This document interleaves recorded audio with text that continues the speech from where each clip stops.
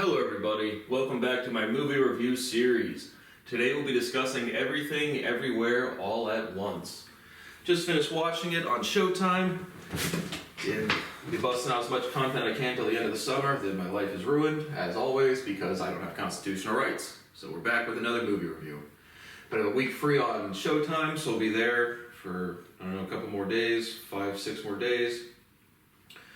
You know how we do it. I'll be giving you my overall impressions and grade after reading you the logistics and overview of the movie as provided by Google. After that, if you've not seen it and would like to, you're going to want to shut off the video because there will be spoiler alerts. We'll be discussing the plot synopsis and character development and any similar movies and major themes. And generally, again, if you're just watching a movie review, my constitutional rights are profoundly and extensively violated. It has ruined my property, costing me, just as is, it's costing me $250,000. I can't pay my bills properly. I can't run my businesses properly. I can't collect my property. I cannot live my life because of crime. And people simply blame the victim. And so, once 2 years go by, you become an absolute bona fide, solidified scapegoat. Then you cannot do anything. Eating, sleeping, healthcare, school, anything. You're not allowed to live. I don't exist. And so, we'll do another movie review. But I'm genuinely begging for somebody to help me. Please help me. And what I mean by help is money. I need a time frame so I can feel financially stable so I can eat food. That is it. That's been the same thing for 7 years. And you guys just keep stealing my shit. So, we have Everything, Everywhere, All at Once, rated R, released in 2022. It's a sci-fi adventure with a runtime of 2 hours and 19 minutes. Wanted to watch this one because it won a bunch of awards and had a big buzz around it. But again, the multiverse concept is just a zero for me off the rip. And so it says, when an interdimensional rupture unravels reality, an unlikely hero must challenge her newfound powers to fight bizarre and bewildering dangers from the multiverse as the fate of the world hangs in the balance. He had $141 million at the box office. Directors Daniel Kwan and Daniel Scheinert. And won the Academy Award for Best Picture and a bunch of other stuff. 80% liked it on Google, 93% liked it on Rotten Tomatoes, and 7.8 out of 10 on IMDb. Google says it's heartfelt, imaginative, and hilarious. So overall, again, I actually found it fun. I thought it was a fun movie. It was like I said, for a writing short, for something different. When you start off with multiverse, it's just oh goodness, it's gonna turn into brain soup in 2 seconds. But I thought it was playful. I thought it was fun. But it really didn't do much for me. The whole plot, we'll discuss that shortly. But for 2 hours and 20 minutes, there's not much depth to it. There's not much development. And so you have some weird multiverse things and then a bunch of just random kind of fight scenes and a little bit of family drama. And so overall, I thought the tone was okay for this movie, being playful and fun and kind of out there. But just the characterizations weren't off-putting. It's just the multiverse and then the actual plot development was just not much there for 2 hours and 20 minutes. So overall, I'm going to give it a C+. Definitely not off-putting. I thought it playful and fun. Definitely chuckled at some things. But the multiverse, that's already going to... It's already just the concept of the multiverse is a zero because it's just shitty physics, which is completely proven wrong, ported into cinematography, and then people that have no education like, ooh, let me explore my imagination with just random words that make no sense. And so overall, C+. So if you have not watched it, we'll be discussing the plot now. And so the movie opens up, and you have 3 parts of the movie: Everything, Part 1, Everywhere, Part 2, All at Once, Part 3. And so... And I watched the first 50 minutes last night, pretty just casually after dinner. But you open up and you have Evelyn Wang. She's married to Wayman Wong, not Wang, Wong. They have a father, Gong Gong Wong. I think the character, there's a grandfather in the movie. I think that's the Gong Gong character. They have a daughter, Joy Wong. She is a lesbian. She is dating Becky Schrager. They run a laundromat, and they're kind of preparing taxes, and I think they're getting a divorce. Yeah, I believe they're getting a divorce. And so that's just kind of the setup of the movie. They're getting you have the Part 1 flash processing everything. So that's just kind of the background. Again, you meet Evelyn is not really accepting of Joy's sexuality. Gong Gong, I don't think he knows at all. But yeah, so they go up and they have to go to, I think Deirdre something, the Jamie Lee Curtis character. They have to go to her, and she's kind of like the tax lady. So they go there, they start bringing all of their paperwork and whatnot for their laundromat, and then I'm not really sure how like the first thing starts going, but so I really wasn't watching it super close for like the first 50 minutes or whatnot. But kind of like Evelyn kind of like gets like in a fight or gets mad at or just like in some sort of interaction with Deirdre, and then this reality rupturing thing happens. So basically they have like what I call them jump pads. They kind of like have like a headset on, but they can like just like press their eyes or do something, and they just jump. Again, the concept is everything is happening everywhere all at once, and all possible realities are occurring, which they're not. It's just broken physics ported into shitty cinematography, and so it's just like I can't. It's just such a zero for me off the rip. But that regardless, that's what happens, and so Evelyn Wang kind of has like.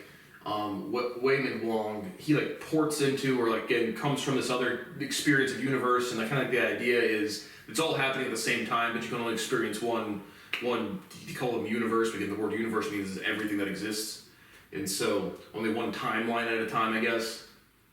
And so Wayman Wong kind of like comes in and like explains it to Evelyn, and then Evelyn basically just starts fighting with Jamie Lee Curtis, and so you learn of this, I forget what they call it, but this is like this person that has, and there's a bunch of people that can jump around these different timelines. And so there's this one person who has experienced literally everything that ever existed all at the same time, and she's like super powerful and nobody can stop her, and she's looking for Evelyn. And so Wayman wasn't sure if Evelyn was cut out for the task or whatever, but then when she fought Jamie Lee Curtis in the like hospital setting scene, he was more convinced. And so that's kind of what happens, and then you kind of meet they're in another kind of Wayman and a couple other people, or Evelyn, they're kind of in this like hallway office setting. I'm not sure if they're still in like the tax office where Jamie Lee Curtis was. I think they still are. But then they quickly learn that this, I forget what they call it in the movie, but this all experiencing evil person or whatever is Joy, the daughter. And so, and remember, you have the two different timelines, and they can jump from timeline to timeline, but they don't get to pick which one they go to, it seems. And so, but there's a fight scene with that, and so basically a bunch of police officers are, they're like, I'm not really sure what they're doing in the hallway at this point. But regardless, Joy fights them. Again, there's a bunch of extended fight scenes in this movie, which again are also just off-putting in general for me. But regardless, that's what happens. A bunch of police officers try to arrest her, and she can just like keep jumping from timeline to timeline with different skills and just get out of them. And it's just a complete joke to her because she's so much more experienced and knows so much more than the people in this given timeline. And so she fights off all the police officers. They shoot her, and she's like, "Oh no, I get hit," and it's just like catch up. And so basically, she just has so much experience and can tolerate jumping around all of these timelines that just like no one can mess with her, kind of. And so the reason you kind of, and you also learn in the original Jamie Lee Curtis area, I think it's in the same building, but regardless of that, all they know about, before they even know it's Joy, all they know about this evil spirit or whatever is that it's looking for Evelyn, and they're not sure why. And so that happens, and then you just start splitting into all these different timelines. And so you have the original one where they're just trying to like pay their taxes, and it seems to be like a normal timeline. Then you have another one where Evelyn starts jumping around, and her and Deirdre, Jamie Lee Curtis, are like a lesbian couple, and they have hot dogs for fingers. And so I thought the slapstick, or kind of just like the more out there stuff, was kind of the funny part of this movie. That's the part that I kind of enjoyed. And so it's just like, what is this? And a lot of people might be like off-put or something by it, but it's just like, it's just fun. It's just something different. It's like, okay, now they have hot dog figures. What's going on now? And so that's one of the timelines.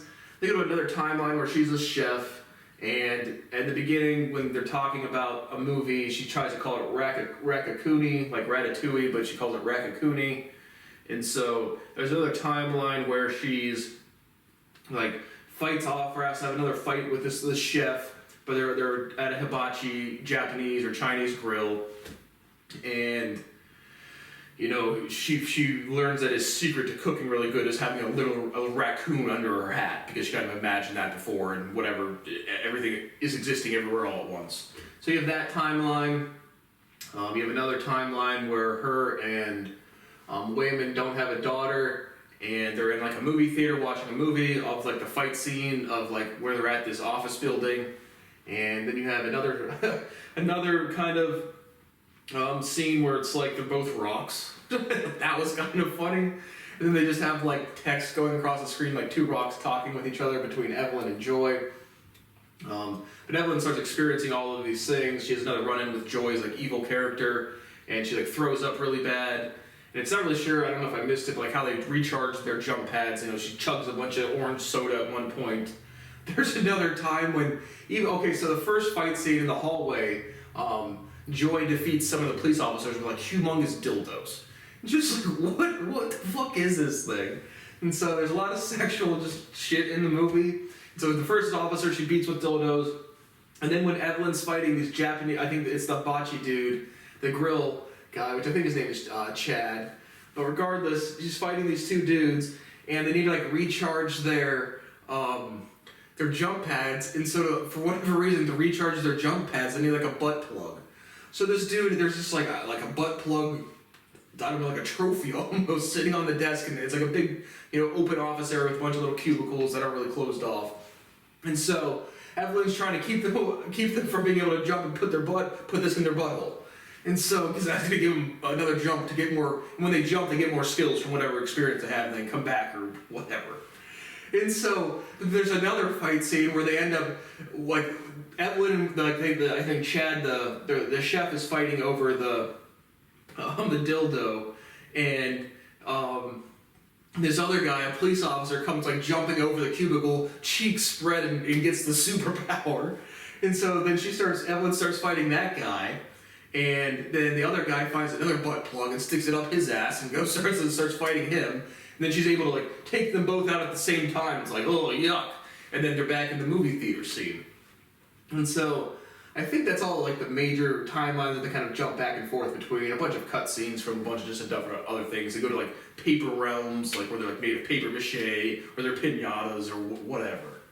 And so that's kind of what's happening going on there.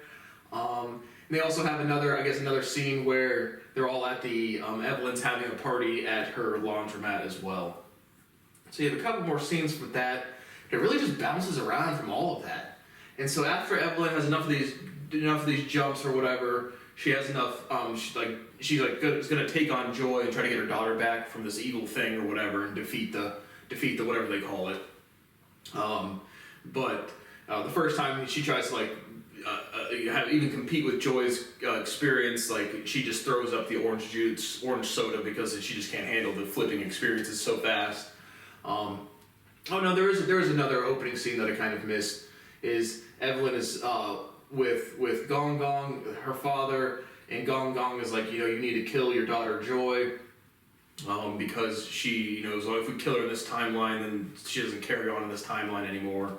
And so she's like has to kill Joy with a box cutter, decides not to do it, and then Gong Gong pulls out a gun, and I forget how that scene ends, but again, Joy's jumping back and forth between this all experiencing everything and just a normal daughter. And so, forget how exactly that scene resolves, but that was before a lot of these big fight scenes. They have some like reminiscent things about her and Wayman talking outside the movie theater, and that timeline after that movie's over with the two butt plugs. Great movie, great flick. But there's another one. There's a bunch of people trying to attack her in this office area. But basically, Joy shows the reason she's looking for Evelyn is because Joy has put all universal experiences into a black donut, and so now Joy wants to try to see if she can actually die or something, like not experience just everything all the time all at once. And so she's like, I wanted to find you, Evelyn, because you can also have the same capacity as me, and we can go in together. And so Evelyn's trying to fight Joy from going into the black hole thing or black donut, and all of these different timelines. And so, I don't really know what else, because there's just a bunch of, it's just, like I said, there's very little plot development. They're just jumping from scene to scene, and there's some family discussion about accepting Joy's homosexuality, and about the divorce, and about paying taxes. There's a scene, they go They're in the laundromat timeline, and Evelyn introduces Becky to Gong Gong, her father, finally as Joey's girlfriend, and Joey gets upset about that. She goes outside, and Joey's like, maybe we should just go our separate ways, and Evelyn's like, in some more commentary about nothing really matters, I want to spend it with you, kind of. She kind of goes off on Joey a little bit, like, you're fat, but I want to spend time with you or something.